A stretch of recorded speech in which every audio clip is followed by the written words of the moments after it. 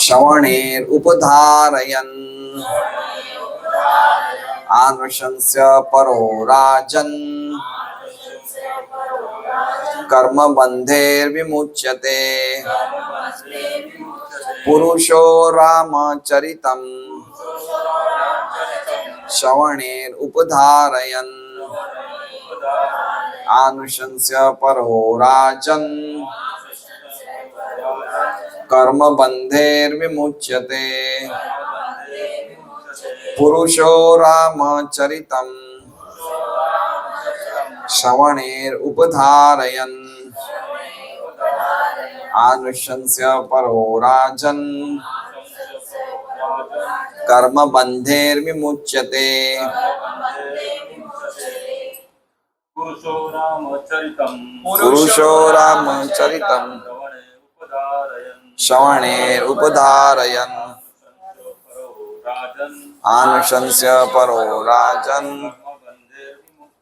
कर्मबन्धेर्विमुच्यते पुरुषो रामचरितं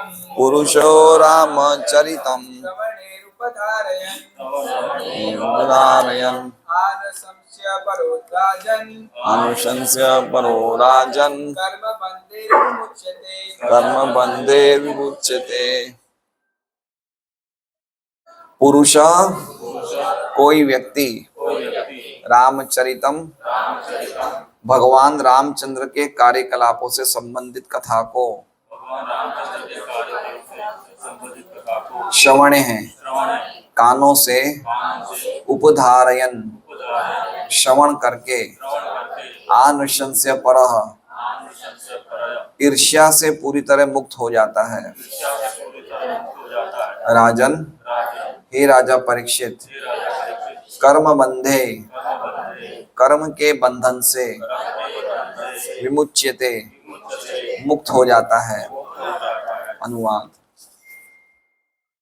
हे राजा परीक्षित जो भी व्यक्ति भगवान रामचंद्र के गुणों से संबंधित कथाओं को कानों से सुनता है वो अंततोगत्वा ईर्ष्या के रोग से मुक्त हो जाएगा और फलस्वरूप कर्म बंधन से छूट जाएगा।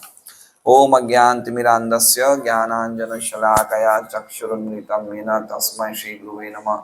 श्री चैतन्य मनोभीष्टं स्थापितं येन भूतले स्वयं रूप कदा मह्यं ददाति स्वपदान्तिकं। वन्देऽहं श्रीगुरोः श्रीयुतः पदकमलं श्रीगुरून् वैष्णवांश्च श्रीरूपं स्वग्रजातं स्वयगणरघुनाथान्वितं तं सजीवं साद्वैतं सावधूतं परिजनसहितं कृष्णचैतन्यदेवं श्रीराधा कृष्ण पादान् सहगण ललिता श्री विशाखान्वितांश्च। हे कृष्ण करुणा सिंधु दीनबंधो जगतपते गोपेश गोपिका कांत राधा कांत नमोस्तुते। तप्त कांचन गौरांगी राधे वृंदावनेश्वरी वृषभानुसुते देवी प्रणमामि हरिप्रिये। वाञ्छाकल्पतरुभ्यश्च कृपा सिन्धुभ्येव च पतितानां पावनेभ्यो वैष्णवेभ्यो नमो नमः। श्री कृष्ण चैतन्य प्रभु नित्यानंद श्री अद्वैत गदाधर श्रीवासादि गौर भक्तवृंद। हरे कृष्णा कृष्णा कृष्णा हरे हरे हरे राम राम राम हरे हरे। सभी भक्तों का स्वागत है इस सत्संग कार्यक्रम में। तो बहुत ही शुभ समय है, भगवान राम का आविर्भाव की तिथि है। उसके उपलक्ष्य में हम भगवान राम की बारे में कुछ सुनने का प्रयास कर रहे हैं। यद्यपि हम वैसे कृष्ण भक्ति करते हैं लेकिन राम भक्ति भी, जो कृष्ण भक्त है वो राम के भी भक्त हैं, है ना। हरे कृष्ण महामंत्र में 4 ही कृष्ण है 4 ही राम है तो हम लोग भी 7000 नाम रोज राम के लेते हैं, तो राम भक्त भी हैं। लेकिन कृष्ण चूंकि स्वयं भगवान है, भगवान के आदि स्वरूप हैं, भगवान स्वयं आदि भगवान है, इसलिए कृष्ण की भक्ति एक स्वाभाविक है। बाकी जो राम के भक्त हैं वो राम की भक्ति करते हैं, है ना। जैसे 6 गोस्वामी हुए थे वृंदावन में, अनुपम, जिनके 2 भाई थे, सनातन गोस्वामी और रूप गोस्वामी। तो उनके भाई का नाम था, छोटे भाई का नाम था अनुपम गोस्वामी। तो अनुपम गोस्वामी भगवान राम के परम भक्त थे। तो एक बार दोनों बड़े भाइयों ने सोचा कि चलो इनको हम कृष्ण भक्त बनाते हैं। तो उनको एक दिन समझाया कि देखो अनुपम, कृष्ण की जो माधुर्य है ना, वो माधुर्य और कोई अवतारों में नहीं है। तो हम कृष्ण भक्ति करेंगे, तीनों भाई कृष्ण भक्ति की चर्चा करेंगे, कृष्ण कथा करेंगे, तो तुम भी कृष्ण भक्त बन जाओ। तो ऐसे खूब समझाया छोटे भाई अनुपम को कृष्ण की भक्ति में क्या आस्वादन है, ये सब। तो छोटा भाई बोला कि ठीक है, मैं कृष्ण भक्ति के ही नाम से दीक्षित होकर मंत्र लूंगा और कृष्ण भक्ति करूंगा। पूरी रात वो रोते रहा, बोले मैं राम के चरणों को कैसे छोड़ूं। तो अगले दिन सुबह बोला कि भैया मैं राम की भक्ति को नहीं छोड़ सकता, है ना। इसी प्रकार से हनुमान जी भी बोलते हैं कि मैं अच्छी तरह जानता हूं कि श्रीनाथ जी और रघुपति में कोई अंतर नहीं है, लेकिन फिर भी मैं भगवान राम का ही भक्त हूं। तो राम कृष्ण सब एक ही हैं, है ना। लेकिन भगवान राम का एक प्राकट्य अलग कारण से हुआ था, मर्यादा पुरुषोत्तम। कैसे मनुष्यों को समाज में रह के धर्म का आचरण करना चाहिए, वो भगवान राम सिखा रहे हैं। तो बिना भगवान रामचंद्र की लीलाओं को समझे हम कृष्ण भक्ति में प्रवेश नहीं कर सकते। भगवान राम सिखाते हैं कि परिवार में कैसा रहना चाहिए, भाइयों में कैसे आपस में प्रेम होना चाहिए, माता पिता के कैसे वचनों का आदेश का पालन करना चाहिए। ये सब हम रामायण पढ़ेंगे तो हमें पता चलेगा। इसलिए 3 अवतार जो हैं वो बड़े कृपालु हैं और उनका वर्णन बड़े विस्तार में हुआ है। श्री रामचंद्र, श्री कृष्णचंद्र और श्री चैतन्य महाप्रभु, है ना। तो इनके बारे में बड़े बड़े ग्रंथ हैं, जैसे रामायण है। रामायण कितना फेमस है, जो 3 विशेष ग्रंथ है, रामायण, गीता और रामायण, महाभारत और भागवत, तो उसमें रामायण बहुत फेमस है।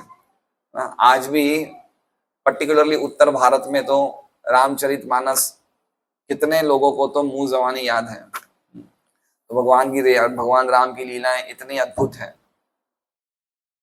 तो बाकी अवतार भी हुए, लेकिन उनके कुछ कुछ समय के लिए प्रकट हुए। जैसे नृसिंह भगवान है, नृसिंह भगवान हिरण्यकशिप का वध करते हैं और फिर वापस वो अपने धाम चले जाते हैं। ऐसे वामन देव है, भगवान वराह है, भगवान मत्स्य हैं। लेकिन भगवान राम की बड़ी मात्रा में बहुत सारी लीलाएं हैं और एक एक लीला अद्भुत है। हम क्वेश्चन नहीं कर सकते भगवान राम ने ऐसा क्यों किया, क्योंकि जो कृष्ण पे लागू होता है वही भगवान पे राम पे लागू होता है। जैसे कृष्ण भगवान गीता जी में कहते हैं, जन्म कर्म च मे दिव्यम एवं यो वेति तत्वता त्यक्त्वा देहम पुनर्जन्म नेति मामेति सोर्जुना। तो ये श्लोक भगवान राम पे भी है। भगवान राम के जन्म और कर्म भी दिव्य हैं। भगवान राम कोई सामान्य पुरुष नहीं है या सामान्य तरीके से राजा दशरथ के कोई सामान्य बेटे नहीं हैं। वो परम सत्य है, वो परमात्मा है, वो इस जगत को चलाने वाले हैं। वो सबके कण कण में वो विराजमान है, सब कुछ वो जानते हैं। जो चीज गीता जी में भगवान राम कृष्ण बता रहे हैं वही चीज भगवान राम है। भगवान गीता जी में क्या कहते हैं, अहम सर्वस्य प्रभवो मत्त सर्वम प्रवर्तते इति मत्वा भजन्ते माम बुधा भाव समझता, कि सब कुछ मेरे से ही निकला है। तो भगवान राम भी सभी जगत के कारण है भगवान राम। तो इसलिए भगवान राम जो है सामान्य पुरुष नहीं है। जैसे अभी हमें लगता है कि भगवान राम त्रेता युग में आए थे, लेकिन हमें पता चलता है आचार्यों की वाणी से कि इस त्रेता युग में नहीं आए थे, है ना। ये जो मनु है, वैवस्वत मनु है, उनका ये 28वां चतुर्युग चल रहा है ना। तो भगवान राम 24वें चतुर्युग के त्रेता युग में आए थे और एक चतुर्युग होता है 43,20,000 साल का। तो 24वां चतुर्युग मतलब करीबन 4 चतुर्युग पहले, मतलब करीबन 1,60,70,00,000 साल पहले प्रकट हुए थे भगवान राम। तो ये बातें हमें समझनी चाहिए कि भगवान राम कौन है। तो भगवान राम का अद्भुत चरित्र है और जितना हम भगवान राम का श्रवण करेंगे शुद्ध भक्तों के मुख से, तो हमें वास्तव में शुद्ध भक्ति प्राप्त होगी। इसलिए शुद्ध भक्तों की आवश्यकता, जो जानते हैं कि राम कौन है ना। राम कौन है दशरथ नंदन भगवान दशरथ के बेटे नहीं है, भगवान ने दशरथ को अपने पिता स्वीकार किया, कौशल्या को अपनी मां स्वीकार किया, इसलिए राम की एक विशेष महिमा है। और राम और कितने भाई हैं? राम, लक्ष्मण, भरत और शत्रुघ्न। तो चारों ही विष्णु तत्व हैं, चारों ही भगवान हैं। ऐसा नहीं कि राम भगवान है और बाकी 3 भाई सामान्य व्यक्ति, ऐसा नहीं है। चारों विष्णु तत्व हैं, चारों ही वासुदेव, संकर्षण, प्रद्युम्न, अनिरुद्ध है, चतुर्व्यूह है चारों। तो इसलिए भगवान राम की जो लीला है अद्भुत है। तो यहाँ हम देखते हैं इस श्लोक में क्या कहा गया है, पुरुषो रामचरितम। राम मतलब भगवान राम और चरितम मतलब भगवान के कार्यकलाप। पुरुषो मतलब जो कोई भी व्यक्ति श्रवणे उपधारयन, श्रवणे उपधार मतलब कानों से श्रवण करता है। क्या करता है? जो कोई भी व्यक्ति भगवान राम के कार्यकलाप कानों से श्रवण करता है वो क्या होता है? आनर्शंस्य परो। आनर्शंस्य परो मतलब वो पूरी तरह से किससे मुक्त हो जाता है? ईर्ष्या से मुक्त हो जाता है। तो सबसे बड़ी बीमारी हमारी क्या है? ईर्ष्या है। लेकिन भगवान राम का जो लीलाएं हैं, भगवान राम का चरित्र है, भगवान राम की जो कथाएं हैं इतनी अद्भुत है कि व्यक्ति ईर्ष्या से मुक्त हो जाता है। राजन, हे राजा परीक्षित, और कर्म बंधे विमुच्यते, कर्म के बंधन से पूरी तरह से मुक्त हो जाता है। इसलिए भगवान राम की कथा हमें सुननी चाहिए जिससे कि हम ईर्ष्या की बीमारी से मुक्त हो जाए। ईर्ष्या हमें किससे है बताइए? ईर्ष्या किससे हमें? ईर्ष्या कहां से उत्पन्न होती है? हम सबको कुछ ना कुछ ईर्ष्या है ना, है ना? ईर्ष्या का प्रादुर्भाव कहां से होता है? ईर्ष्या का प्रादुर्भाव कहां से होता है? ईर्ष्या की शुरुआत कहां से होती है? मन से। मतलब ईर्ष्या सबसे पहले किससे की जाती है जिससे ईर्ष्या और बढ़ती जाती है? दूसरों को देख के ईर्ष्या होती है। ईर्ष्या की शुरुआत कहां से होती है? भगवान से, है ना? भगवान से ईर्ष्या की शुरुआत होती है। हम अगर भगवान से ईर्ष्या नहीं करे होते तो इस भौतिक जगत में होते ही क्यों, है ना? हम भौतिक जगत में इसका क्या कारण है? क्योंकि हम भगवान की सर्वशक्तिमत्ता से ईर्ष्या करते हैं। हम भगवान को परम परम परम व्यक्ति स्वीकार करने में हम हिचकते हैं, उनकी भक्ति करने से हम तैयार नहीं होते हैं। ये ईर्ष्या का लक्षण है। इसलिए अगर हमें जिन से भगवान से जब ईर्ष्या होती है तब वो ईर्ष्या के कारण हमारी ईर्ष्या सभी लोगों में अपने आप ही हो जाती है ना? हम लोग अगर स्कूल में स्टूडेंट होते तो हमें दूसरे स्टूडेंट से ईर्ष्या हो जाती है, समाज में कोई सेवा करते तो दूसरे समाज सेवकों से ईर्ष्या हो जाती है ना? स्त्रियों को दूसरी स्त्रियों से ईर्ष्या हो जाती है, व्यापारी को दूसरे बड़े व्यापारी से ईर्ष्या हो जाती है। तो ईर्ष्या का रोग सब जगह है। इसलिए ईर्ष्या का रोग कैसे जाएगा? कैसे जाएगा ईर्ष्या का रोग? हर एक व्यक्ति से ईर्ष्या कम नहीं कर सकते, लेकिन जिन भगवान से हमने ईर्ष्या करी है उन्हीं भगवान से जब हम भक्ति करेंगे, जब उन्हीं भगवान के बारे में हम शुद्ध भक्तों से सुनेंगे और उन्हीं भगवान का आश्रय स्वीकार करेंगे और आश्रय स्वीकार करके उनके बारे में श्रवण करेंगे, कीर्तन करेंगे। श्रवणम कीर्तनम विष्णु स्मरणम पाद सेवनम अर्चनम वंदनम दास्यम सख्यम आत्मनिवेदनम इति पुंसार पिता विष्णु भक्तिश्चिन्नव लक्षणा क्रिएत भगवती तन्मन्ये अधितम उत्तमम। तो जब भगवान के बारे में हम सुनेंगे और उनके बारे में बोलेंगे, उनका स्मरण करेंगे, तो जो ईर्ष्या का रोग है चला जाएगा। फिर वो व्यक्ति जब भगवान से प्रेम करने लगेगा तो उसका अपने आप ही सभी मानवता के प्रति, सभी जीवों के प्रति अपने आप ही उसका प्रेम होने लग जाएगा। ये सबसे बेस्ट तरीका है और कोई तरीका नहीं है ना? अगर हम देखते हैं काफी लोग मानवता की सेवा करते हैं, प्रेम, करुणा, मानवता, लेकिन ऐसे ईर्ष्या दूर नहीं हो सकती। ऐसे ईर्ष्या दूर नहीं हो सकती। जब तक ईर्ष्या का जो मूल कारण है उसको हम दूर नहीं करेंगे तब तक ईर्ष्या दूर नहीं होगी। तो ईर्ष्या का क्या मूल कारण है? हम भगवान राम से, भगवान कृष्ण से इनकी भक्ति करने को तैयार नहीं है, हम इनकी भक्ति स्वीकारते नहीं है, है ना? सबसे बड़ी कमी क्या है इस जगत में? हम कृष्ण भक्ति, राम भक्ति करने को तैयार नहीं है। हम सब काम कर लेंगे, लेकिन भगवान के नामों का उच्चारण आएगा। अगर हम बोला जाएगा कि भी रोज 16 माला करनी है, हरे कृष्णा कृष्णा कृष्णा हरे हरे, हरे राम राम राम हरे, तो हमारे पास कितने बहाने निकल जाएंगे। समय नहीं है, ये काम है, वो काम है, लेकिन हमें नहीं पता कि ये भगवान का नामों का उच्चारण लेने से हमारा क्या हो रहा है, चेतो दर्पण मार्जनम ना। सबसे बड़ी बीमारी क्या है, हमारे चित्त में, हमारे हृदय में अशेष अशेष गंदगियां हैं, है ना। और ये बिना भगवान की भक्ति किए निकल नहीं सकती, और कोई तरीके से नहीं निकल सकती है।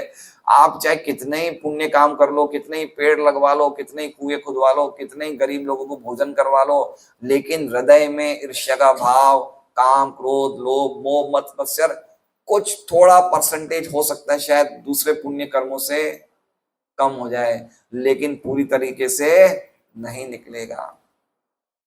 एक बहुत अच्छा श्लोक है, वो श्लोक का अर्थ क्या है, क्या था वो, गो कोटि दानम, है ना। गो कोटि दानम ग्रहणम खगस्य। गो मतलब गौ माता, और कोटि मतलब करोड़, और दानम मतलब दान करना। ग्रहणम खगस्य, ग्रहणम मतलब सूर्य ग्रहण और चंद्र ग्रहण के समय क्या दान करना चाहिए, गौ माता का दान। छोटा पुण्य, बड़ा पुण्य है, बहुत बड़ा पुण्य है। ग्रहण के टाइम गौ माता का दान करें, और वो भी कितनी, गो कोटि। कोटि मतलब करोड़। कभी हमने एक गाय का दान किया है अभी तक नहीं किया है, लेकिन यहाँ क्या कहा गया श्लोक में, गो कोटि दानम ग्रहणम अगस्य। और आगे क्या कह रहे हैं, प्रयाग गंगोदक कल्पवासे। दूसरा पुण्य क्या बताया है कि प्रयाग के संगम में गंगा जी के तट पर एक कल्प तक वास करना। एक कल्प मतलब समझ रहे हैं, 43 लाख सालों तक। प्रयाग गए हैं आप लोग, प्रयागराज, गंगा जी के संगम पे 43 लाख 20 हजार साल तक वास करना। ये कैसा पुण्य है, बड़ा है छोटा है, हम तो 2 दिन 3 दिन में ही उब जाते हैं, भाई कब जाएं सूरत वापस, है ना। 43 लाख सालों तक वास करना। और तीसरा पुण्य क्या बताया है, यज्ञायुतम मेरु सुवर्ण दानम। और यज्ञों में सुवर्ण सोने का दान करना। कितना, मेरु पर्वत जितना। मेरु पर्वत सोने का बना हुआ है, तो जितना सोना से मेरु पर्वत बना है, इतना सोना यज्ञों में दान करना। सोने के भाव तो हमें पता ही है, क्या सोना पहनेंगे और क्या दान करेंगे, बताइए। तो ये पुण्य कैसे हैं, बड़े बड़े पुण्य हैं। लेकिन ये पुण्य कभी बताया है, गोविंदेर कीर्तिर पुण्य से न शतांश समा। क्या बताया है कि जो गोविंद का नाम है उससे जो पुण्य मिलने वाला है, वो ये पुण्य करना से इनका 100वां हिस्सा भी बराबरी नहीं कर सकता। तो पुण्य मतलब समझ रहे हैं, पुण्य मतलब जितना गोविंद के नाम बोलने से हृदय साफ होता है, पुण्य मतलब पवित्र, जितना गोविंद के नाम के बोलने से हृदय साफ होता है, वो ये 3 पुण्य करने से भी इसका 100वां हिस्से की भी बराबरी नहीं कर सकता है। देख रहे हैं आप।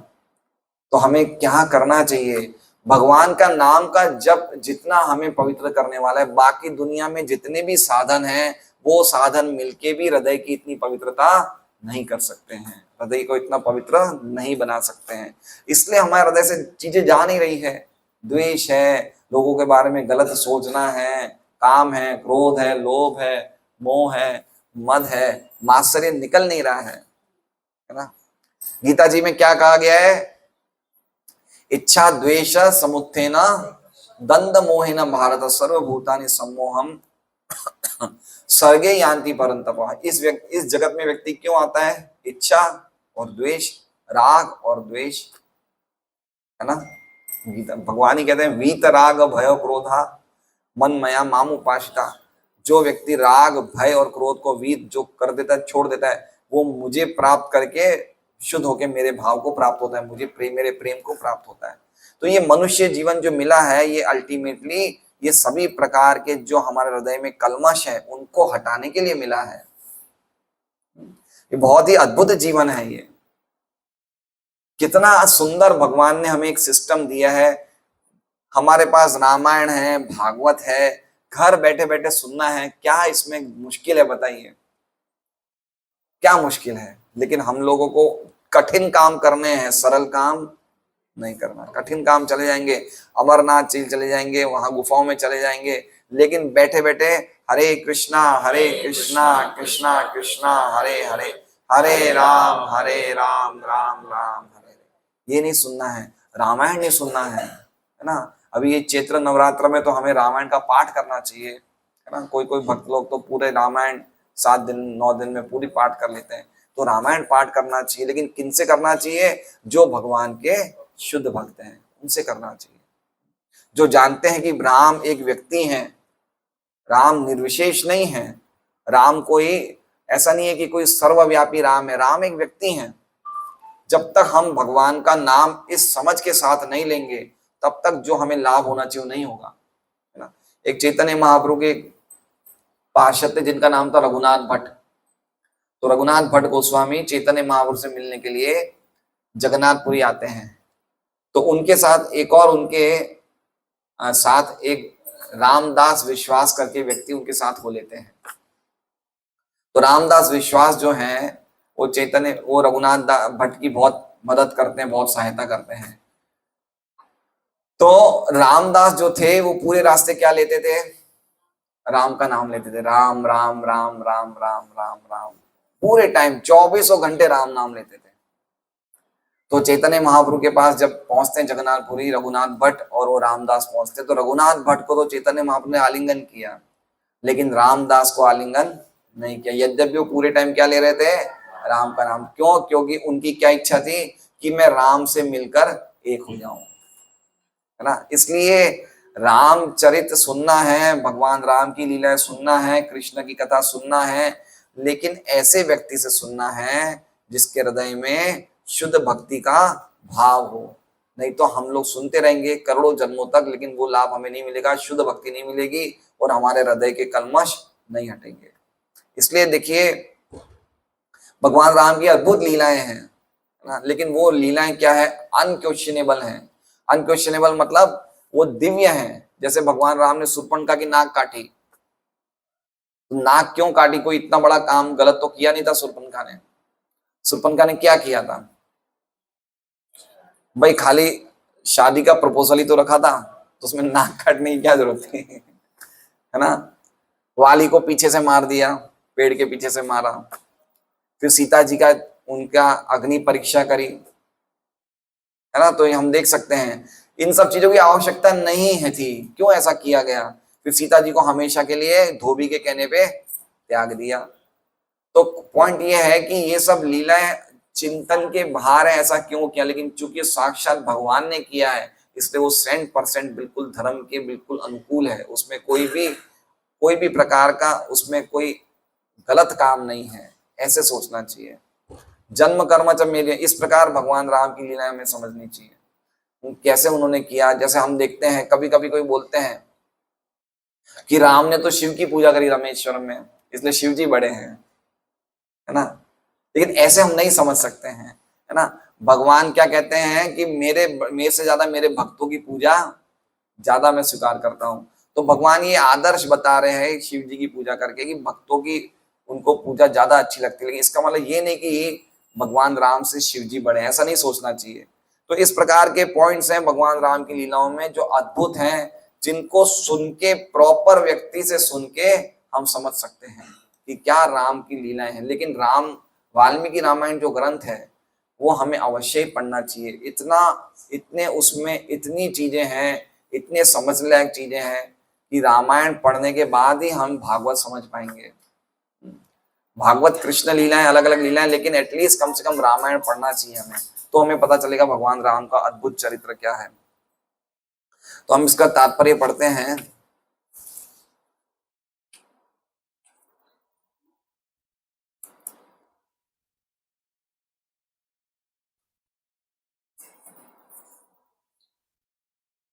इस जगत में हर व्यक्ति किसी न किसी से ईर्ष्या करता है। यहां तक कि धार्मिक जीवन में भी यदि कोई भक्त आध्यात्मिक कार्यों में आगे बढ़ चुका होता है तो अन्य भक्त उससे ईर्ष्या करने लगते हैं। ऐसा ईर्ष्यालु भक्त जन्म मृत्यु के कारण से पूर्णतया मुक्त नहीं हो पाता है। तो जन्म मृत्यु का क्या कारण है? जन्म मृत्यु का क्या कारण है? हम बार बार जन्म ले रहे हैं, बार बार मृत्यु को प्राप्त हो रहे हैं, इसका कारण क्या है? इसका कारण क्या है? हमारा हृदय गंदा है ना? सही बात है विनोद भाई साहब। हम लोग जन्म ले रहे हैं, मृत्यु ले रहे हैं, और मृत्यु के बाद क्या हो रहा है? मृत्यु के बाद क्या होगा? वापस जन्म होगा, है? शंकराचार्य यही तो कहते हैं, पुनरअपि जननम पुनर। आप देखिए कितना दुख है जीवन में। और अभी तो जन्म मृत्यु का तो चलो बड़ी बात है, लेकिन आजकल तो कितनी अनटाइमली डेथ हो रही है। अब तो यही निश्चित नहीं हो रहा कि हम कल तक भी जीवित रह पाएंगे, वैसे तो निश्चित है ही नहीं, लेकिन आजकल सेहत की दृष्टि से इतनी खराब हालत हो गई है कि कोई 50, 55, 60 साल में तो चने मुमरे की तरह उड़ रहे हैं सब। सही बात है ना? तो हम देख सकते हैं कि किस प्रकार हम लोग कष्ट पा रहे हैं, और जन्म आ रहा है, मृत्यु आ रही है, बीमारी। इसका एक ही कारण है। क्या कारण है? हमारी चेतना शुद्ध नहीं है। हमारी चेतना क्या है? हम कौन हैं? हम कौन है ये समझना चाहिए कि हम शरीर नहीं है, हम आत्मा हैं। हम आत्मा हैं और हमारा इस शरीर से कोई लेना देना नहीं है। और अल्टीमेटली शरीर की पहचान हम करते हैं और शरीर के संबंधियों से अपनी पहचान करते हैं, जिसके कारण हमारा राग, द्वेष, आसक्ति सब बनी रहती है। इसलिए जन्म मृत्यु का कारण क्या है? राग और द्वेष। राग और द्वेष जन्म मृत्यु का कारण है। और इसका कारण क्या है? भगवान श्री कृष्ण की, भगवान श्री राम की विस्मृति।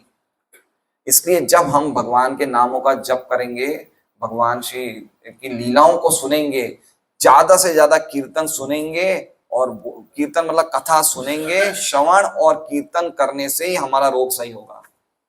किससे करने से? श्रवण और कीर्तन। इसके लिए हमेशा उत्सुक रहना चाहिए। कितना करना चाहिए श्रवण? रोज कितना करना चाहिए हमें? प्रचुर मात्रा में, क्योंकि हमारे हृदय में कचरा कितना है? प्रचुर मात्रा में। इसलिए प्रचुर मात्रा में सुनना चाहिए, कथा सुनना चाहिए। आप देखिए एक दिन, खाली 7 दिन आप एक निश्चय कर लीजिए कि मैं 7 दिन रोज 5-6 घंटा भगवान की कथाएं सुनूंगा, नाम जप करूंगा। आप 8वें दिन खुद आपको लगेगा कि मेरे हृदय में कितना भारी परिवर्तन आया है। आदत में भी आ जाएगा तो बहुत अच्छा हो जाएगा। लेकिन अगर हम आदत में नहीं भी लाना चाहते, खाली 7 दिन देख के देखें कि कितना हल्का लगेगा हमें, है ना? हमें दुनिया को देखने का, विश्व को देखने का हमारा एक तरीका ही बदल जाएगा। इसलिए जन्म मृत्यु का जो कारण है वो है भगवान से विमुख होना, भगवान के बारे में नहीं जानना। ये सबसे बड़ा रोग है हमारा। इसलिए हमें एक बड़ा सरल रास्ता बताया है कि हम लोग पूजा पाठ करने में अच्छी तरह नहीं कर सकते, लेकिन एटलीस्ट कम से कम भगवान की कथाएं, भगवान की लीलाएं, भगवान का नाम सुने, बोले और स्मरण करें। ये सबसे बड़ी दवाई है। चेतो दर्पण मार्जनम भवम महादावाग्नि निर्वापणम। ये अग्नि जल रही है हमारे हृदय में। किस चीज की अग्नि चल रही है? काम, क्रोध, लोभ, मोह, मद, मात्सर्य की अग्नि चल रही है हृदय में। लेकिन भगवान के नामों को सुन के, भगवान की कीर्तन कथा को सुन के ये बिल्कुल अग्नि शांत हो जाती है। तो ये जन्म मृत्यु के बंधन को इस तरह से हम हटा सकते हैं। ऐसा ईर्ष्यालु भक्त जन्म मृत्यु के कारण से पूर्णतया मुक्त नहीं हो पाता। जब तक कोई जन्म मरण के बंधन से पूर्णतया मुक्त नहीं हो जाता है, तब तक वो सनातन धाम में प्रविष्ट नहीं हो सकता है। सनातन धाम कहाँ है विनय भाई साहब? सनातन धाम कहाँ है? सनातन धाम कहाँ है विनोद भाई साहब? है स्वर्ग। अच्छा, और कोई बताएं माता जी में सनातन धाम कौन सा है? स्वर्गलोक सनातन धाम है। संगीता भाभी, आप सनातन धाम किसे बोलते हैं?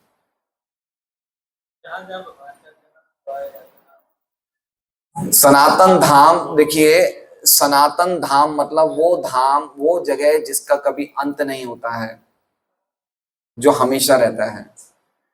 जो हम इस जगत में रहते हैं, इसका एक अंत है, इसकी एक शुरुआत है, ये टेम्पररी है। है ना। गीता जी में भगवान कहते हैं परस तस्मातु भावन्यो व्यक्तो व्यक्ता सनातन यह सर्वेषु भूतेषु नश्यत्सु न विनश्यति, कि जो ये जगत है जो हम देख रहे हैं इसका ये तो नाश होता है, लेकिन इसके परे एक और जगह है, सनातन भाव है जहां पे कभी विनाश नहीं होता है, तो वो है सनातन धाम। वो कहाँ पे है? वो इस भौतिक सृष्टि से परे है। स्वर्गलोक भी इस भौतिक सृष्टि में ही आता है। स्वर्गलोक में जाने के बाद भी हम वापस आना पड़ता है। तेतम भुक्त्वा स्वर्गलोकम विशालम क्षीणे पुण्य मर्त्य लोकम विशंति। अगर हम अच्छे काम करके स्वर्गलोक जाने की इच्छा रखते हैं, वैसे स्वर्गलोक जाना भी आसान नहीं है आज की तारीख में, लेकिन कहना गया है कि स्वर्गलोक भी अगर हम जाएंगे तो स्वर्गलोक से भी हमें वापस आना पड़ेगा, लेकिन सनातन धाम में जाएंगे वापस वहां से आना नहीं पड़ेगा। वो क्यों? क्योंकि वहां जाने के बाद व्यक्ति वापस नहीं आता है। और वो कौन व्यक्ति वहां पे जाता है? जब पूरी तरह से द्वेष से पूरी तरह से मुक्त हो जाता है। ये बात समझने जैसी है? मोक्ष भी नहीं है। देखिए अभी 3 चीजें बताते हैं। एक होता है भौतिक जगत का सुख। जैसे मान लीजिए ये आप लोग सूर्य हेरिटेज में रहते हैं, ये आज की तारीख में बहुत अच्छी स्थिति है, ठीक है। अब बहुत सूर्य हेरिटेज में हम कितने साल रह सकते हैं? कितने साल रह सकते हैं? ज्योति भाभी कितने साल रह सकते हैं? हाँ, फिर भी मान लीजिए 30-40 साल, ठीक है, 40 साल। तो सूर्य हेरिटेज में हमारा निवास स्थान परमानेंट है, टेम्पररी है? टेम्पररी है। अब मान लीजिए कि अगर आप लोगों को लगे कि भाई सूर्य हेरिटेज से भी मुझे बड़ा सुख मिलना चाहिए, तो उसके लिए मुझे कुछ ऊंचे लोकों में जाना चाहिए जहां पे जीवन के स्टैंडर्ड बहुत ज्यादा एडवांस्ड हो, जहां पे उम्र बहुत लंबी हो, शरीर बहुत लंबा हो, सुख सुविधाएं बहुत लंबी हो, तो हम जाने का प्रयास करेंगे स्वर्गलोक। तो स्वर्गलोक जाने के लिए हमें कुछ पुण्य करना पड़ेगा, तो स्वर्गलोक जाएंगे। तो वहां पे भी जाने के बाद वहां हम लाखों साल तक रह सकते हैं। हमारा 1 साल स्वर्गलोक के वासियों का 1 दिन। जब हम 1 साल पूरा गुजारते हैं, उनका कितना होता है? 1 दिन होता है। ऐसे वो लोग 3,60,000 साल जीते हैं। उनको कोई बुढ़ापा नहीं आता है ना। उनके शरीर बिल्कुल सुंदर होते हैं, बिल्कुल अच्छे बने हुए होते हैं, लेकिन अल्टीमेटली उनकी भी मृत्यु आती है, ठीक है। जब उनकी मृत्यु आती है, कब मृत्यु आती है? जब उनके पुण्य जो उन्होंने किए थे वो पुण्य के कार्य एग्जॉस्ट हो जाते हैं, पुण्य सब खत्म हो जाते हैं, तो उनकी मृत्यु हो जाती है। मृत्यु होने के बाद वो वापस क्या होते हैं? वापस यहाँ आ जाते हैं, वापस मृत्यु लोक में आ जाते हैं। तो व्यक्ति स्वर्ग लोक से मृत्यु लोक में बार बार आएगा जाएगा, तो ये सोचेगा कि भाई मैं स्वर्ग लोक क्यों जाऊं, क्यों ना मैं भवसागर से निकल जाऊं, वो सबसे अच्छा है। तो किसके लिए प्रयास करेगा? मोक्ष के लिए। किसके लिए प्रयास करेगा? मोक्ष के लिए। मोक्ष वो जगह है जो भौतिक जगत से और सनातन धाम के बीच की जगह है, उसे क्या बोलते हैं? मोक्ष। मोक्ष में क्या होता है? व्यक्ति मुक्त तो हो जाता है, लेकिन फिर भी उसे भगवान के चरणों की भक्ति प्राप्त नहीं होती है। तो वो मोक्ष प्राप्त करने के बाद भी उसकी संभावना रहती है कि कभी ना कभी वो मृत्यु लोक में वापस आ जाए। इसलिए अगर वो और ज्यादा समझदार हो तो क्या करेगा? वो सनातन धाम प्राप्त करने की प्रयास करेगा, जहां पे जाने के बाद वो वापस कभी यहां नहीं आएगा, वापस कहीं नहीं आएगा। तो इसके लिए वो क्या करेगा? उसके लिए वो भक्ति करेगा, है ना। तो टॉप मोस्ट प्रोसेस क्या है? भक्ति। टॉप मोस्ट साध्य क्या है? भगवान। और वो व्यक्ति जो भक्ति करेगा वो पूरी तरह से शुद्ध हो जाएगा, उसका व्यक्तित्व बना रहेगा, उसका व्यक्तित्व खत्म नहीं होगा। मैं और मेरा, है ना, मैं शरीर, मैं मेरा तेरा, ये सब चीजें है ना, ये भावनाएं भक्ति में भी बनी रहेगी। मैं मतलब मैं भगवान का दास हूं, भगवान मेरे हैं, मैं भगवान का हूं, तो मेरी भावना भक्ति में भी बनी रहेगी। इसलिए भक्ति करने में भी सरल है और समझने में भी सरल है, और उसे करने से हमें टॉप मोस्ट रिजल्ट मिलता है। क्या मिलता है? टॉप मोस्ट रिजल्ट मिलता है। बाकी सब चीजें करने से हमारा रिजल्ट परफेक्ट नहीं है। जैसे एक राजा थे जिनका नाम था नृग। क्या नाम था? नृग। ये राजा बहुत पुण्यशाली थे। बहुत पुण्यशाली मतलब इतने गायों का दान करते थे, इतना गायों का दान करते थे। तो एक बार इन्होंने कोई गलती से कोई गलत तरीके से दान कर दिया, तो जिसके कारण इतना पुण्य करने के बाद भी अगला जन्म किसका मिला इन्हें? छिपकली का मिला। आप समझ रहे हैं बात को? इसलिए हमेशा भक्ति को छोड़ के दूसरे कामों में कुछ ना कुछ रिस्क बना रहता है। समझ रहे हैं बात को? जैसे मान लीजिए कि एक व्यक्ति को डायबिटीज है ना, और वो डायबिटीज के व्यक्ति को अगर हम काजू की कतली खिलाएं तो ये उसके लिए कल्याणकारी करेगा या नुकसान होगा? नुकसान होगा। तो उसी प्रकार से इस जगत में भगवान के पास ले जाने के प्रयास या भगवान की भक्ति के अलावा जो कुछ भी प्रयास है वो कैसे प्रयास है? हम डायबिटिक पेशेंट को क्या खिला रहे हैं? काजू की कतली खिला रहे हैं। मतलब समझ रहे हैं? जो कुछ भी उसके शरीर से संबंधित जो कुछ भी हम उसके लिए भला कर रहे हैं वो क्या है? वो उसको इस भव सागर में ज्यादा रखने का प्रयास कर रहे हैं। लग रहा है हमें बहुत अच्छा काम है, लेकिन अल्टीमेटली क्या है? वो जन्म मृत्यु के चक्र में और ज्यादा फंसा हुआ रहता है। जैसे मान लीजिए ये तुषार जेल में चला गया, ठीक है, अब आपने जेल में जाके इसके लिए अच्छे टिफिन की व्यवस्था करवा दी कि इसे खाना बराबर मिलता रहे, जेल में खूब अच्छी तरह चलता है। तो विनय भाई साहब ने अच्छा काम किया नहीं किया? इनके खाने की व्यवस्था करवा दी। और विनोद भाई साहब ने क्या किया? कुछ एप्लीकेशन ऐसी लिखी कि भाई जेल से ही छूट जाए। तो उन्होंने भी काम अच्छा किया नहीं किया? तो दोनों के काम में अच्छा काम किसका है? विनोद भाई साहब का ज्यादा काम अच्छा, क्योंकि वो अल्टीमेटली इसको परमानेंटली छुड़वाना चाहते हैं। वो भी काम तो वो भी कर रहे हैं, अच्छा खाना खिला रहे हैं, लेकिन खाना खिलाने का मतलब कि जेल में हमेशा रहेगा तो खाना भी खाएगा। समझ गया? तो वो उसका अल्टीमेट वेलफेयर नहीं है। तो उसी प्रकार से शरीर के लेवल पे जो हम अच्छे कार्य कर रहे हैं वो अल्टीमेटली हमारे लिए वेलफेयर नहीं है, क्योंकि जीवात्मा है, हमारा कोई शरीर से संबंध ही नहीं है। उपलब्धि मात्रम, हम तो चेतना है, हम तो शुद्ध चेतना है जो अपनी गलत पहचान शरीर से कर रहे हैं। हमें लग रहा है कि हम शरीर मर गया तो हम मर गए, ये अज्ञानता है नहीं है। शरीर के मरने से हमें कुछ नहीं होता है, लेकिन हम क्या सोच रहे हैं? हम मर गए। व्यक्ति कितना शोक करता है, कितना रोता है, लेकिन उसे कुछ नहीं होता है। तो ये अज्ञानता है नहीं है। ये अज्ञानता के बादल कैसे निकलेंगे? जब भगवान राम के चरित्र सुनेंगे, भगवान कृष्ण की लीलाएं सुनेंगे, जब उनके बारे में सुनेंगे, उनका नाम लेंगे, उनका जब, क्यों? क्योंकि वो परम सत्य है, पूरा जगत उनसे निकला है। राम और कृष्ण कोई भौतिक जगत के सामान्य व्यक्ति नहीं है, वो परम सत्य। परम सत्य मतलब सब कुछ उनसे ही निकला है, सभी कारणों के कारण है। सबके हृदय में परमात्मा वो ही है और कोई दूसरा नहीं है। कोई राम हमारे जैसा मनुष्य नहीं है, या कृष्ण हमारे जैसे मनुष्य नहीं है। वो मनुष्य जैसी लीलाएं करते हैं, मनुष्य जैसा वेश उन्होंने धारण किया, लेकिन वो मनुष्य नहीं है। गीता में भगवान 9.11 में कहते हैं, अवजानन्ति माम मूढ़ा मानुषिम तनुमाश्रिता परम भाव जानन्तो मम भूतम हेश्वरम, कि मुझे मूर्ख लोग समझते हैं कि मैं सामान्य मनुष्य हूं, वो मेरे परम भाव को नहीं जानते, है ना। तो भगवान कृष्ण कौन है, भगवान राम कौन है, ये जब हम भागवत से पढ़ेंगे, रामायण से पढ़ेंगे तो हमें पता चलेगा कि ये हमारे जैसे कोई हाथ पैर वाले सामान्य मनुष्य नहीं है।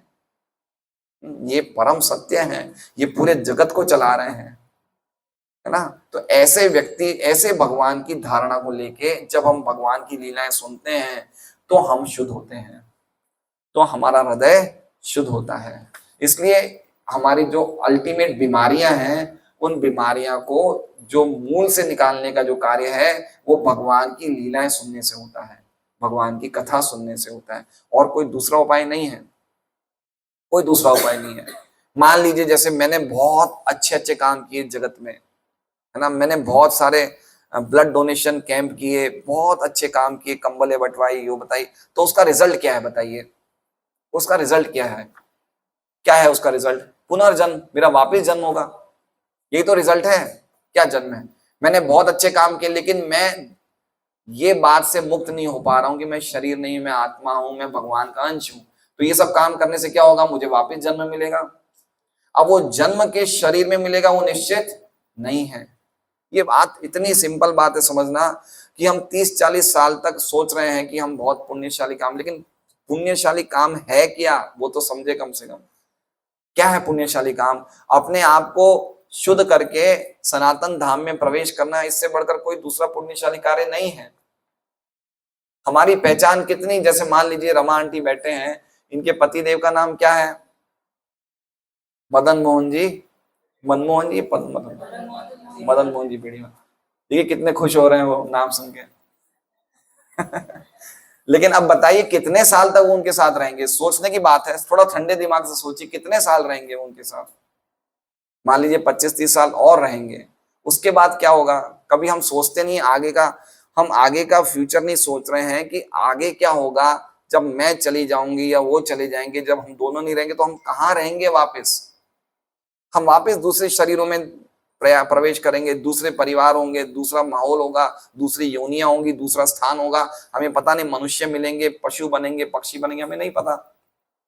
हमारी चेतना क्या है? गीता जी में भगवान कहते हैं यम यम वापी स्मरण भावम तजत तंते कलेवरम। जैसा जैसा भाव लेके जो शरीर को छोड़ता है, उसी भाव को वो वापस प्राप्त करता है। अगर मैं इस भाव में शरीर को छोड़ रहा हूं कि ये मेरा परिवार है, ये सूर्या हेरिटेज में मेरा फ्लैट है, मेरे पास इतनी संपत्ति है, अब मैं अपने बच्चों को देके जा रहा हूं, अब मैं चैन से जा रहा हूं, तो ये तो चेतना पशु चेतना है, तो हमें अगला शरीर पशु का मिलेगा। हमारी चेतना क्या है? अल्टीमेटली हम तो चेतना, हम तो आत्मा है, हम शरीर तो है नहीं। तो जो हमने विचारों को डेवलप किया है पूरे जीवन में, जो हमने कर्म किए हैं, उसके अनुसार हमें शरीर मिलेगा। तो ये चीज हम समझ नहीं रहे हैं। हमें लग रहा है कि शरीर से संबंधित किसी का भला पहुंचाना अल्टीमेट काम है, लेकिन शरीर संबंधित नहीं, आत्मा से संबंधित हमने उसका क्या भला किया है, वो अल्टीमेट काम है ना। जैसे रेलवे स्टेशन पे कोई बच्चा खो जाता है ना, तो कोई दूसरा व्यक्ति मिलता है, बच्चे को क्या देता है? बच्चे को 5 रुपए का खिलौना दिलवा देता है, बच्चा खुश हो जाता है, थोड़ी देर खेलता है खिलौने से, वापस रोने लगता है।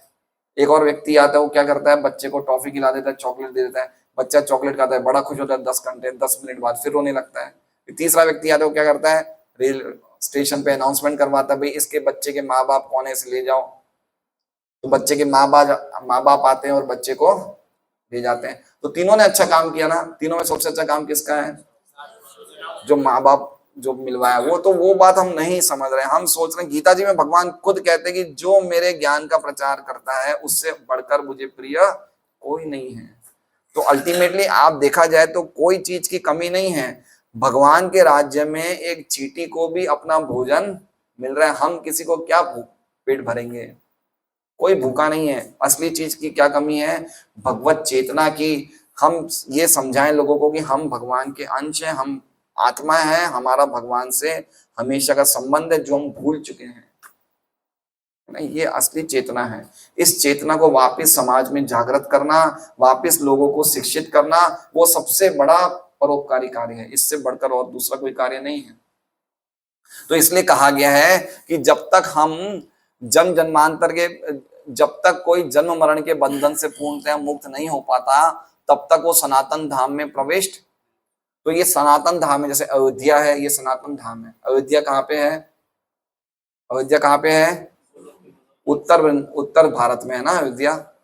लेकिन ऐसा अयोध्या, भगवान के धाम को, सनातन धाम को भी अयोध्या कहा गया है, जहाँ पे भगवान राम हमेशा रहते हैं। और जब भगवान राम प्रकट हुए थे, तो भगवान जब अपने धाम गए थे, सरयू नदी में प्रवेश करके गए थे, तो अपने साथ सभी अयोध्या वासियों को मुक्त कर दिया था उन्हें। इसलिए भगवान राम का जो अवतार है, बड़ा करुणामय है। जब भगवान राम थे, तो जब उनका वनवास हुआ दंडकारण्य वन से, जब पूरे नीचे किष्किंध्या जहां जहां जलते गए, जिन जिन लोगों को भी राम ने देखा, उन सबका उद्धार हो गया।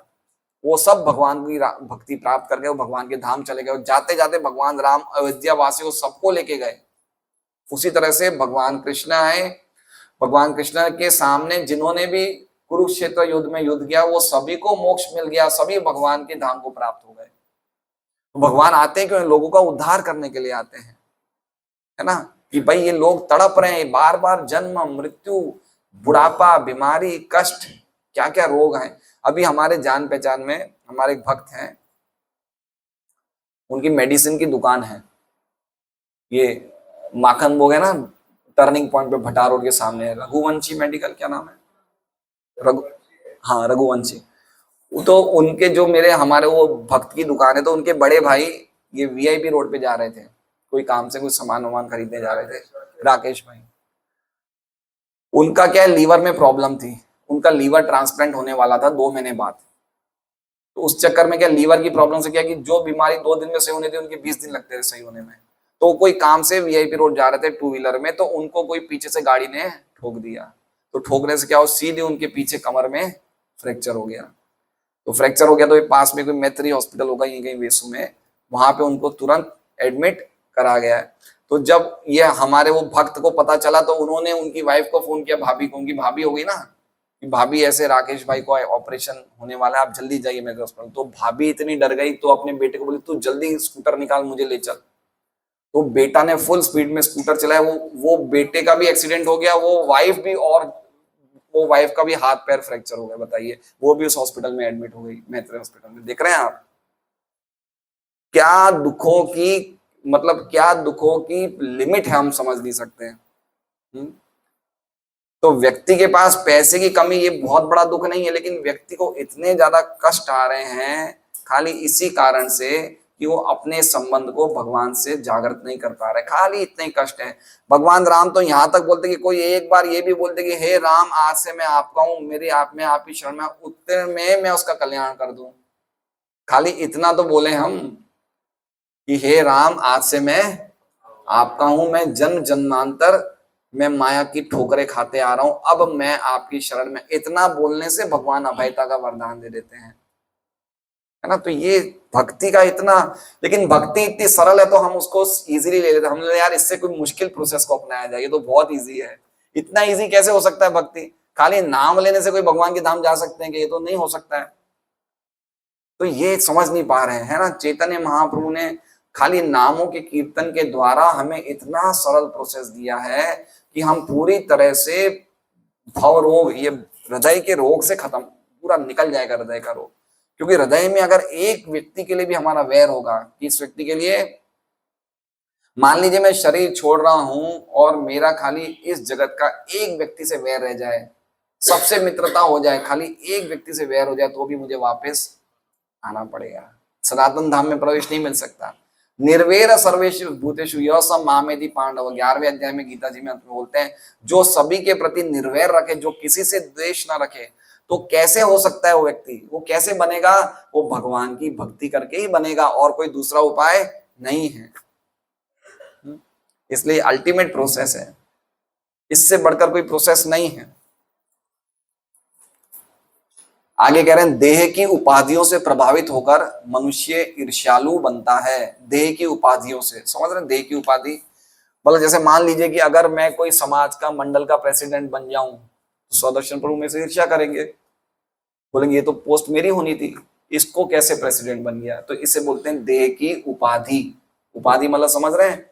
डेजिग्नेशन। व्यक्ति किससे ईर्ष्यालु होता है?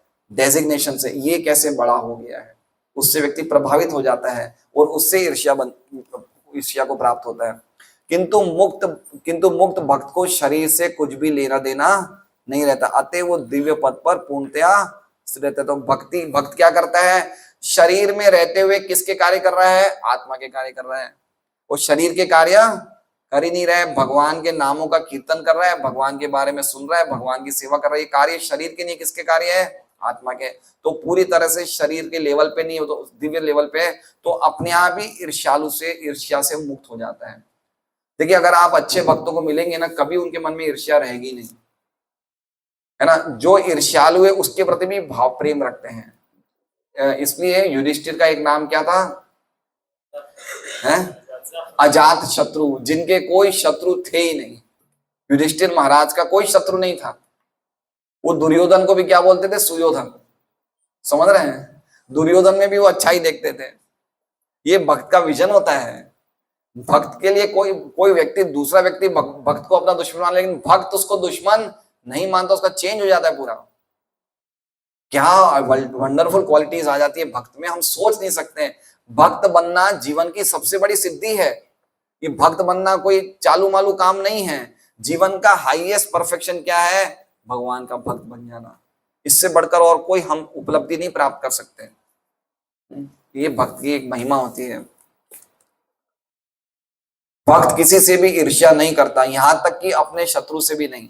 चूंकि ये भक्त ये जानता है कि भगवान उसके परम रक्षक है, अतः वो सोचता है तथाकथित शत्रु मेरा क्या बिगाड़ सकता है। इस तरह भक्त अपनी सुरक्षा के बारे में आश्वस्त रहता है। भगवान कहते हैं ये यथा माम प्रबद्धन्ते ताम सतैव भजाम्यहम्। जो जिस अनुपात में मेरी शरण में आता है उसी के अनुसार मैं उसकी रक्षा करता हूं। अतः भक्त को पूर्णतया ईर्ष्या विहीन होना चाहिए और विशेष रूप से अन्य भक्तों से। उनसे ईर्ष्या करना महान अपराध है। तो देखिए दूसरे लोगों से ईर्ष्या करना तो अपराध ही है, भक्तों से कभी ईर्ष्या नहीं करनी चाहिए। भगवान भक्तों की ईर्ष्या सहन नहीं करते, बहुत बड़ा अपराध है। भक्तों को हमेशा प्रेम से देखना चाहिए, उनसे मान सम्मान करना चाहिए।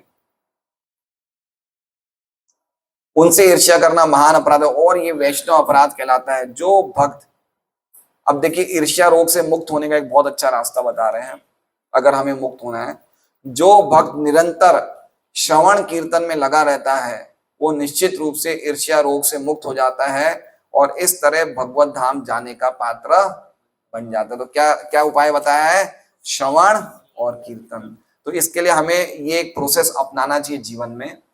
नियमित रूप से भगवान के नामों का जप, श्रवण, कीर्तन, रामायण, भागवत, गीता आदि ग्रंथों को पढ़ना, अच्छे लोगों का संग करना, अच्छे लोग मतलब भक्तों का संग करना और इस तरह से जीवन को पवित्र बनाना। इतना ही करना है हमें। जो हमें अच्छे अच्छे घरों में जन्म मिला है ना, उसका पर्पस यही है कि हमने संघर्षमय जीवनों को बिता दिया है। अब हमें क्या करना चाहिए? अब हमें श्रवण और कीर्तन सुनना है भगवान के बारे में और जो सुना है उसको बोलना है। जैसे मान लीजिए आज विनोद भाई साहब, विनय भाई साहब ने कुछ सुना यहाँ पे और सुन के कल ये दुकान गए और दुकान में दो जनों को बोल दिया इन्होंने, ये क्या हो गया? इनका कीर्तन हो गया। जरूरी नहीं कीर्तन मतलब करताल के साथ बजाओ, वो जरूरी नहीं। कीर्तन मतलब क्या? जो हम सुने वो सुना दो, पहले हम समझ लें और सुना दो, बस ये कीर्तन हो गया। तो ये प्रोसेस करने से हम ये ईर्ष्या रोग से मुक्त हो जाएंगे। भगवान राम की चरित्र की अद्भुत लीलाएं सुन के हमारा परम कल्याण होगा और हम भगवान के धाम जाएंगे। श्री रामचंद्र भगवान की जय, सीताराम लक्ष्मण हनुमान की जय, रामनवमी महामहोत्सव की जय, गौर प्रेमानंदे हरि हरि बोल। कोई प्रश्न है तो आप पूछ सकते हैं।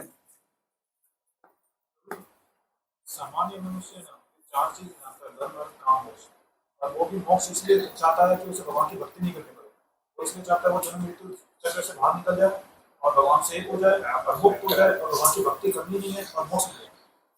बट वो भक्ति चाहता नहीं, उसको पता ही नहीं भक्ति के बारे में, क्योंकि वो भक्ति जानते हैं, डॉक्टर पर भी जाते हैं। हाँ, इसलिए प्रचार होना चाहिए, है ना। मोक्ष की इच्छा रखना वो भी द्वेष की भावना है। मोक्ष की भावना भक्त लोग कभी नहीं करते। केवलम नरकायते, है ना। तो मोक्ष, जो व्यक्ति भगवान से भक्ति डेवलप नहीं करता अल्टीमेटली मोक्ष को प्राप्त होता है, लेकिन मोक्ष की स्थिति भी जो अच्छी नहीं मानी जाती भक्तों के लिए। सामान्य लोगों के लिए मोक्ष सबसे हाईएस्ट है, लेकिन भक्तों के लिए मोक्ष भी नारकीय है। भक्त तो खाली भगवान की सेवा करने में लगा है, उनका सुख ही है भगवान की सेवा करना। हाँ, वही मैं कह रहा हूँ ना, वो भगवान की, जब तक वो भगवान के भक्तों के साथ संग नहीं करेगा तब तक वो भक्ति डेवलप नहीं होगी। उसके लिए भक्तों का संग आवश्यक है, तो ही उसकी मोक्ष की भावना खत्म होगी, नहीं तो नहीं होगी। इसलिए भक्तों का संग करना चाहिए, है ना। जब हम भक्तों का संग करेंगे, भक्तों से प्रश्न पूछेंगे तो उनको पता चलेगा जीवन का उद्देश्य क्या है, नहीं तो कैसे पता चलेगा, है ना। इसलिए इस प्रकार की सभाएं होनी चाहिए, ऐसा सत्संग होना चाहिए जिससे कि हम अपने गलत फहमियों को दूर कर सकें। सत्संग का अर्थ ये नहीं कि भाई हमने सुना कुछ भजन वजन सुने चले गए, नहीं। ये गलत फहमियां दूर करना, हमारे डाउट्स क्लियर करने के लिए बहुत अच्छा प्लेटफॉर्म है, जहाँ पे हमें आके हमें जीवन की सभी समस्याओं को सामने रखना चाहिए और उसके प्रश्नों का हमें जवाब मिलना चाहिए। वही सत्संग होता है। जैसे आपने बोला कि जाके हमने जो आज सुना वो आगे जाके सुनाना चाहिए, पर लोग सुनना भी नहीं चाहते। उनको सुनाना चाहिए जो सुनना चाहते हैं। जो अश्रद्धालु व्यक्ति है उनको सुनाना नहीं चाहिए। लेकिन इस जगत में बहुत ऐसे लोग हैं जो पुण्यशाली हैं, जिनकी सुनने की इच्छा है, उनको सुनाना चाहिए। जैसे आज आपने सत्संग रखा तो जिसको इच्छा है वो आएंगे, वो सुनेंगे, जिनको इच्छा नहीं आएंगे, है ना। तो ऐसे बहुत जगत में लोग हैं जो सुकृति वाले हैं। भगवान गीता जी में कहते हैं आर्तो अर्थात जिज्ञासु जिज्ञासु ज्ञानी च है ज्ञानी च भरतर्षभ, है ना। तो आर्तो अर्थार्थी जो दुखी हैं, जिनको कोई जिज्ञासा है, सुकृति होती है उनकी, तो भगवान के पास आते हैं। इसलिए जिनकी इंटरेस्ट नहीं उनको बोलने से मतलब नहीं है। बहुत ऐसे लोग हैं जिनको इंटरेस्ट है, उन्हें बोला जाए।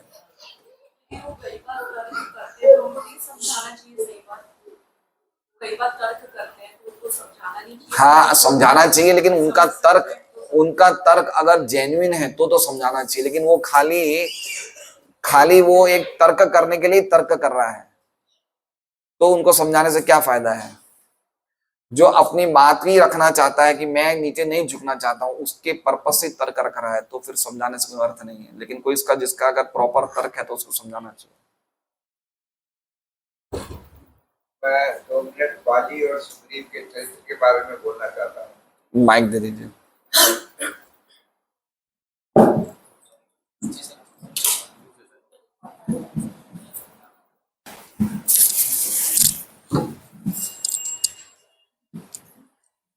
बाली और सुग्रीव भाई भाई थे, लेकिन उनमें आपस में दुश्मनी हो गई और बाली ने सुग्रीव की स्त्री का अपहरण भी कर लिया। फिर जब भगवान राम उधर आए और हनुमान जी ने इनमें मित्रता कराई, तो तो भगवान ने कहा बाली सुग्रीव तुम्हारी क्या प्रॉब्लम है। तो बाली ने कहा कि मेरा जो भाई है वो मुझसे बहुत बड़ी दुश्मनी रखता है और उसने मेरी स्त्री का भी अपहरण कर लिया है। तो भगवान बोले मैं मार दूंगा उसको, एक ही बाण से मार दूंगा।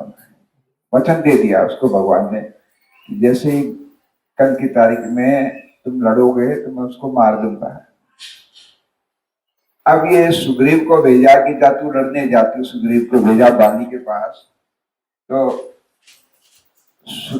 जब सुग्रीव बाली को ललकारता है तो बाली की औरत बोलती है सुग्रीव को कि ये जो सुग्रीव है इसको कोई अयोध्या के राजकुमार मिले हैं और ये उनकी शक्ति पे इतना उछल रहा है और वो भगवान के अवतार हैं।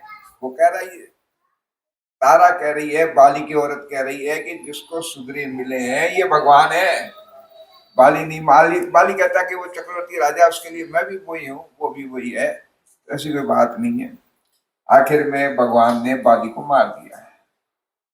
जब बाली का जब मरण का टाइम आया तो बाली ने भगवान को बहुत ओलमा दिया कि आपके लिए तो मैं और सुग्रीव दोनों एक ही थे, आपने मुझे बाण क्यों मारा है। तो उन्होंने भगवान ने कहा कि तुम्हारी औरत ने तुमको क्या समझाया था। अब यहाँ ये बाली चौंक गया एकदम से कि इसकी औरत से तो इसकी अकेले में बात हुई थी और भगवान बोल रहे हैं कि तुम्हारी औरत ने किया। तो समझ गया कि ये भगवान है, क्योंकि ये चीज अकेले कमरे की चीज भी ये बता रहे हैं कि ये भगवान है। तो फिर उन्होंने जब बाली ने माफी मांगी तो भगवान ने कहा मैं तेरा शरीर अचल कर दूं, मैं तुझे जीवित कर देता हूँ।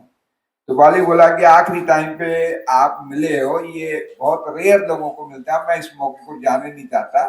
मैं मरते टाइम में आपकी आंखों के सामने मर जाऊं, इससे मेरा बड़ा कोई सौभाग्य नहीं होगा। और बाली अपना प्राण त्याग देता है।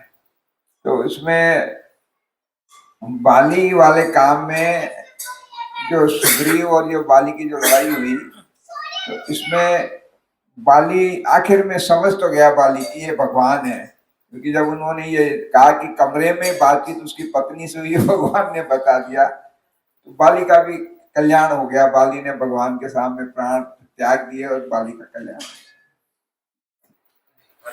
हरे कृष्ण।